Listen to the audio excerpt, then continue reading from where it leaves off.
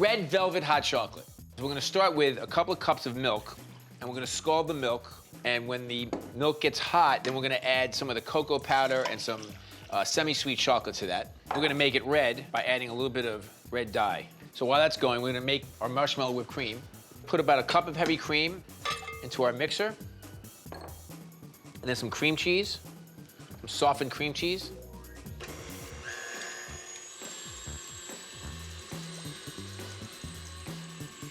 And a splash of vanilla extract. Then, I'm gonna take our marshmallow topping, and I'm just gonna fold it into the whipped cream. I kinda like this marshmallow topping stuff. You know, it's like, as a kid, I would, eat peanut butter sandwiches with it. I like to actually kinda fold it into whipped cream so it's not as marshmallow intense. This way you have sort of the marshmallow rolling through the whipped cream. What is red velvet hot chocolate? The hot chocolate is red, the marshmallow whipped cream is white. You know, it's the red and white, goes, perfectly for the holidays. The very first red velvet cake did not have red dye in it. The way they got the red velvet idea, it was chocolate or cocoa powder mixed together with a little bit of vinegar, and then it created this sort of red brick color to the cake.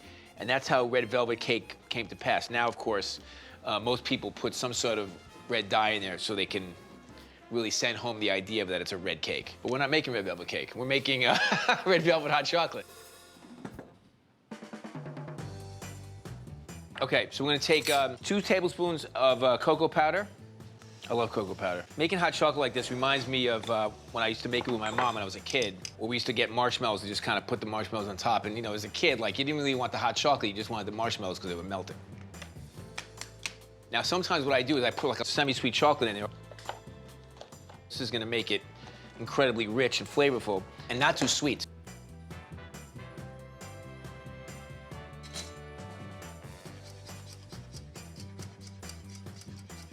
All right, so here's the base of our hot chocolate, and I think it's important to give it a taste.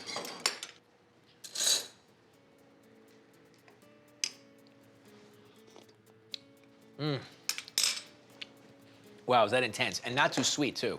That's why it's important to use the semi-sweet chocolate. You want to taste the hot chocolate in the pot before you actually start putting it together in the cups with the whipped cream and all that, because you want to make sure that it tastes right. Because if it needs a little sugar, or you want to thin it out, or make it thicker, you can do that now.